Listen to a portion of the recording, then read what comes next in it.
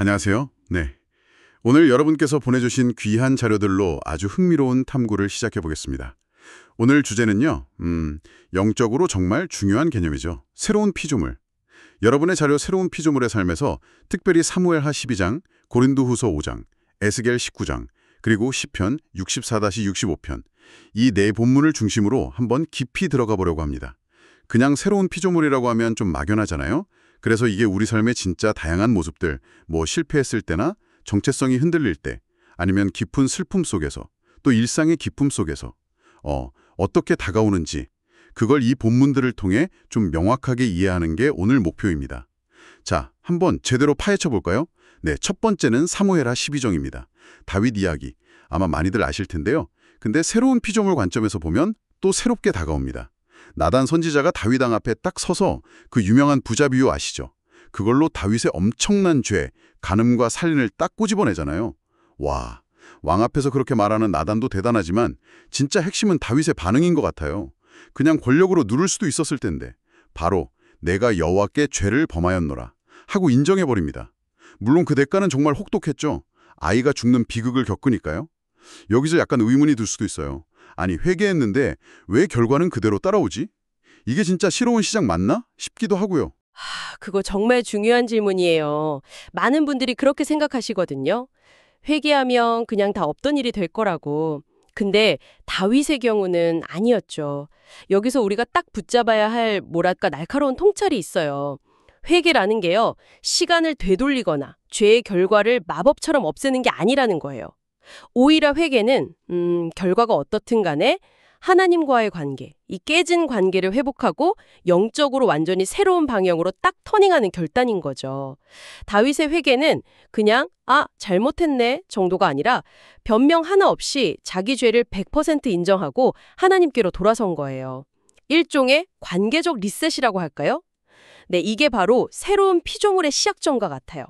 아무리 큰 죄를 지었더라도 진짜 진심으로 회개하면 하나님과의 관계가 회복되고 그 관계 안에서 다시 새로운 피조물로서 살아갈 수 있다는 거죠. 그러니까 새로운 피조물이 된다는 건 죄를 아예 안 짓는 상태라기보다는요, 죄를 지었을 때 그때 다윗처럼 즉시 하나님께 돌아가서 관계를 회복하고 그 정체성 안에서 다시 살아갈 수 있는 능력, 이걸 의미하는 데 더 가깝다고 볼 수 있습니다. 이 관점이 아마 여러분이 자신의 실패를 바라보는 방식을 좀 바꿀 수도 있을 것 같아요. 관계의 회복과 새로운 방향 전환, 결과는 남아있을 수 있지만 영적인 리셋은 가능하다는 말씀이시군요. 와, 실패를 보는 눈이 좀 달라지네요. 다윗이 회개를 통해 그 돌아갈 길을 보여줬다면 다음 고린도후서 5장은 우리가 돌아갈 그 기반 자체, 그러니까 우리 존재의 근본적인 변화에 대해 이야기하는 것 같아요. 바울 사도의 그 유명한 선언, 그런즉 누구든지 그리스도 안에 있으면 새로운 피조물이라. 이전 것은 지나갔으니 보라 새 것이 되었도다. 이야, 이 구절은 정말 언제 들어도 가슴이 막 뛰는 것 같아요. 그렇죠. 이 선언이 진짜 혁명적인 건 우리가 그냥 조금 더 착한 사람이 되었다, 뭐 이런 수준이 아니라는 점이에요.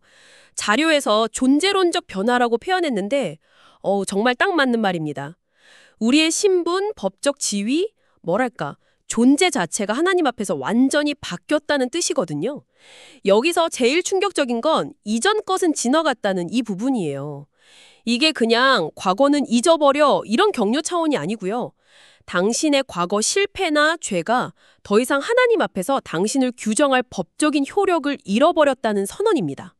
그리스도의 죽음과 부활 안에서 당신의 옛자아는 이미 사망 선고를 받았고 완전히 새로운 존재로 태어났다는 거죠. 법적 효력을 상실했다. 와, 이거 진짜 강력한 표현인데요. 근데 솔직히 말하면요, 머리로는 아멘 하는데 일상에서는 여전히 옛날 모습이랑 막 씨름하고 죄책감에 시달릴 때가 많거든요. 이 엄청난 존재론적 변화가 현실의 어려움이랑은 어떻게 연결될 수 있을까요? 그 간극은 뭘까요? 정말 현실적인 고민이시네요. 맞아요. 이 존재론적 변화가 매 순간 막 짜릿하게 느껴지진 않을 수 있죠. 중요한 건요, 이게 우리의 감정 상태랑 상관없이 이미 확정된 영적인 현실이라는 거예요. 이 진리가 우리가 완벽해졌다는 뜻은 아니고요. 넘어져도 다시 일어설 수 있는 근거가 된다는 거죠.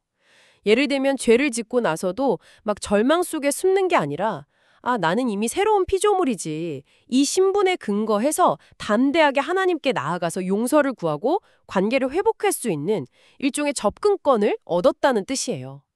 그리고 또 하나는 더 이상 나 자신을 위해 살 이유가 없어지고 그리스도를 위해 살아야 할 분명한 삶의 목적, 그리고 성령님을 통해 그 삶을 살아갈 새로운 동력까지 부여받았다는 의미도 되고요.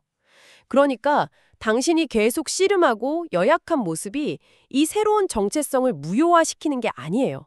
오히려 그 정체성에 기대서 싸워나갈 이유와 힘을 얻는 거라고 생각해 보시면 좋겠습니다. 그렇군요. 존재론적 변화라는 게 감정 상태의 변화가 아니라 우리의 법적인 신분, 삶의 기반, 그리고 나아갈 방향 자체가 바뀌었다는 선언. 네, 알겠습니다. 자, 이렇게 회개를 통한 회복, 다윗, 그리고 근본적인 새 정체성, 바울. 여기까지 봤는데요. 하지만 인생에는 개인적인 실패를 넘어서 도무지 이해할 수 없는 깊은 슬픔이나 어떤 공동체적인 비극 같은 것도 찾아오잖아요. 그때도 새로운 피조물이라는 개념이 여전히 힘이 될까요? 에스겔 19장이 바로 이런 질문을 던지게 하는 것 같아요. 유다 왕국의 몰락과 백성의 비참한 운명을 노래하는 애가, 슬픔의 노래죠. 분위기가 확 달라지네요. 맞아요. 에스겔 19장은 정말 국가적인 재앙 앞에서 터져나오는 탄식이죠. 여기서 던져지는 질문은 이거예요. 새로운 피조물이라는 게 고통과 슬픔 속에서도 여전히 유효한가? 아니면 그냥 좋은 시절에만 위로가 되는 말인가? 자료는 아주 단호하게 전자가 맞다고 말합니다. 여기서 얻는 통찰은 이거예요. 하나님은 우리의 슬픔이나 어떤 비극적인 상황 속에서도 당신을 새롭게 빚어가시는 그분의 새로운 창조 프로젝트를 멈추지 않으신다는 겁니다. 이스라엘의 죄 때문에 심판이 임했지만 그게 끔찍했어도 하나님이 그들을 완전히 버리신 게 아니었어요. 에스겔서 전체를 보면 그 폐허 속에서도 계속해서 회복과 새 창조에 대한 약속이 희미하게나마 계속 흐르고 있거든요. 그렇다면 슬픔이나 고통을 억지로 외면하거나 긍정적으로 생각해야 해. 이게 아니고요. 그 슬픔을 충분히 느끼고 애통해하면서도, 그러니까 애가를 부르면서도 그 너머에 있는 하나님의 재창조 계획, 그 희망을 놓지 말라는 의미로 이해해도 될까요? 네, 정확합니다. 새로운 피조물이라고 해서 슬픔을 못 느끼는 로봇이 되는 게 아니에요. 에스겔처럼 현실의 고통을 똑바로 보고 애통할 수 있습니다. 그런데 중요한 차이는 이거죠. 그 애가 속에서도 하나님의 신실하심, 그리고 그분의 궁극적인 회복 계획에 대한 믿음을 붙드는 거예요. 즉, 현실을 부정하지 않으면서도 절망에 완전히 잠식되지는 않는 것. 이게 바로 슬픔 속에서 새로운 피조물이 보여주는 모습이라고 할 수 있겠죠. 여러분의 삶에서 마주하는 그런 에스겔의 시간들이 있을 거예요. 깊은 상실감, 이유를 알 수 없는 고난, 억울함 같은 거요. 근데 그 모든 순간에도 하나님은 당신을 향한 그 새 창조의 계획을 포기하지 않으셨다는 걸 꼭 기억하시면 좋겠습니다. 그 슬픔 안에서도 희미한 소망의 빛을 찾으려고 노력하는 것, 그게 중요합니다. 슬픔 속에서도 멈추지 않는 하나님의 새 창조 계획. 와, 이건 정말 큰 위로와 소망을 주네요. 자, 이제 마지막 본문입니다. 시편 64편과 65편을 볼게요. 여기선 또 다른 분위기를 만납니다. 64편은 악인들의 위협 속에서 좀 보호해달라는 간절한 기도인데 65편은 확 반전돼서 하나님이 온 땅을 다스리시고 풍요롭게 하시는 걸 찬양하죠. 특히 65편 4절이 눈에 확 들어와요. 주께서 택하시고 가까이 오게 하사 주의 뜰에 살게 하신 사람은 복있나이다. 우리가 주의 집, 곧 주의 성전의 아름다움으로 만족하리이다. 주의 뜰에 산다 하는 이 표현, 이게 새로운 피조물의 삶과 어떻게 연결될까요? 이 구절은요, 새로운 피조물이 누리는 궁극적인 복, 그리고 그 만족이 도대체 어디서 오는지를 정말 잘 보여줍니다. 주의 뜰에 산다는 건 단순히 어떤 건물 안에 있다는 그런 의미를 넘어서요, 하나님과의 지속적이고 친밀한 교제, 그리고 그분의 보호하시는 임재 안에 거하는 상태, 바로 이걸 상징하는 거예요. 이게 바로 새로운 피조물이 가장 잘 자라고 번성할 수 있는 최적의 환경이라고 할 수 있죠. 세상이 주는 어떤 불안이나 경쟁 속에서 얻는 잠깐의 쾌락과는 비교할 수 없는 깊은 안정감과 만족감. 그게 바로 이 하나님의 임재 안에 있다는 겁니다. 그렇다면 이 주의 뜰에 사는 복이라는 게 나중에 천국 가서나 누릴 수 있는 그런 미래의 소망이 아니라 지금 여기서도 경험할 수 있는 현실이라는 말씀이신가요? 네, 바로 그겁니다. 그게 핵심이에요. 시편 기자가 하나님이 우리를 택하시고 가까이 오게 하셨다고 말하잖아요. 우리가 막 노력해서 도달한 게 아니에요. 하나님의 주권적인 부르심과 초대로 이미 그 뜰 안에 들어와 있다는 거죠. 새로운 피조물에게 주어진 진짜 놀라운 특권입니다. 물론 그 충만함은 미래에 완성되겠지만 우리는 바로 지금 이 순간에도 기도를 통해서 또 말씀을 통해서 성령님과의 교제를 통해서 그 주의 뜰의 아름다움과 만족을 맛볼 수 있다는 거예요. 여기서 아주 날카로운 통찰은요. 이 세상 그 어떤 것으로도 채울 수 없는 깊은 만족감, 주의 성전의 아름다움으로 만족하리이다가 오직 하나님과의 관계 안에서만 발견될 수 있다는 것. 그리고 이것이야말로 새로운 피조물에게 약속된 본질적인 복이라는 점입니다. 당신의 삶에서 이 주의 뜰에 머무는 시간을 의식적으로 늘려나가는 것. 그게 새로운 피조물로서 진짜 만족을 누리는 길입니다. 자, 오늘 이렇게 4개의 본문을 통해서 새로운 피조물이라는 여정을 다각도로 살펴봤습니다. 정리를 좀 해볼까요? 먼저 사무엘하 12장의 다윗을 통해서 우리는 아무리 큰 실패를 했어도 진정한 회개를 통해서 하나님과의 관계가 회복되고 새로운 시작이 가능하다는 것을 봤습니다. 절망이 끝이 아니라는 거죠. 그리고 고린도 후서 5장의 바울을 통해서는 우리의 행위나 느낌과 상관없이 그리스도 안에서 이미 우리의 존재 자체가 새로운 피조물로 바뀌었다는 놀라운 법적 또 영적 현실을 확인했습니다. 이건 우리의 신분 선언인 셈이죠. 이어서 에스겔 19장의 애가를 통해서는 삶의 가장 어둡고 고통스러운 순간에도 우리를 향한 하나님의 새 창조 계획은 멈추지 않는다는 소망을 붙들 수 있음을 배웠고요. 마지막으로 시편 64, 65편을 통해서 하나님과의 친밀한 교제, 즉 주의 뜰에 거하며 누리는 그 깊은 만족과 안전함이야말로 새로운 피조물에게 주어진 최고의 복이라는 것을 깨달았습니다. 네, 정리가 아주 잘 되었네요. 오늘 나눈 이야기들을 하나로 꿰는 핵심 메시지는 결국 이거라고 생각해요. 당신은 예수 그리스도 안에서 이미 새로운 피조물이라는 사실입니다. 이건 여러분이 막 노력해서 얻어내야 할 어떤 목표가 아니에요. 당신의 현재 신분이고 현실입니다. 부디 이 정체성을 여러분의 생각과 감정과 의지의 중심에 딱 두시길 바랍니다. 죄에 넘어졌을 때는 다윗처럼 절망하는 대신에 즉시 회개해서 관계를 회복하는 특권을 사용하십시오. 존재론적인 불안감이 막 밀려올 때는 바울의 선언처럼 당신의 법적 신분이 그리스도 안에서 절대 흔들리지 않는다는 것을 기억하시고요. 삶의 슬픔이 깊어질 때는 에스겔처럼 애통하면서도 하나님의 신실한 계획을 붙드는 그 소망을 잃지 마십시오.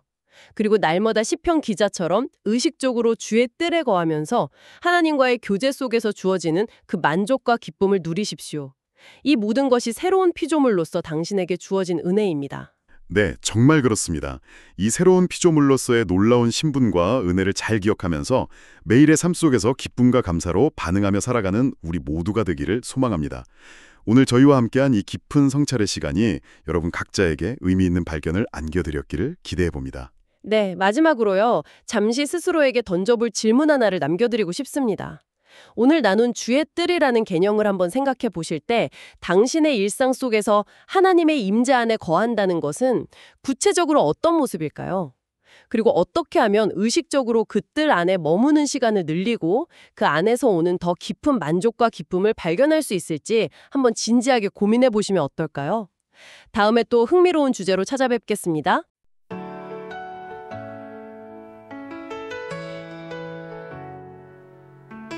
위대한 다윗 깊은 죄에 빠졌을 때 나단 선지자의 책망 앞에 무릎 꿇었네. 내가 주께 죄를 범했나이다 고백하니 참된 회개로 다시 시작하게 하시네. 누구든 그리스도 안에 있으면 보라색 것이 되었도다. 이전의 것은 다 지나갔으니 이제 난 새로운 피조물.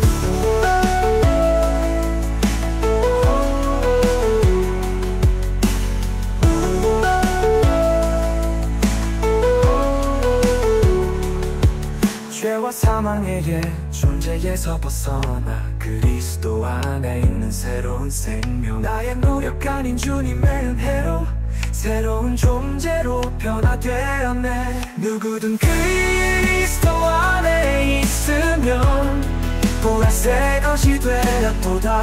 이전의 것은 다 지나갔으니 이제 난 새로운 피조물.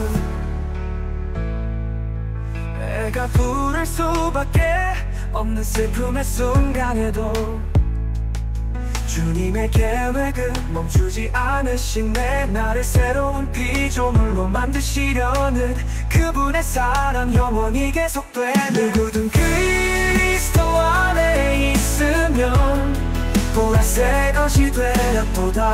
이전의 것은 다 지나갔으니 이제 난 새로운 피조물. 주님의 뜻에 살게 하시는 은혜, 날마다 친밀한 교제 속에 거하네. 이 풍성한 기쁨, 충만한 만족, 새로운 피조물로 감사하며 살리라.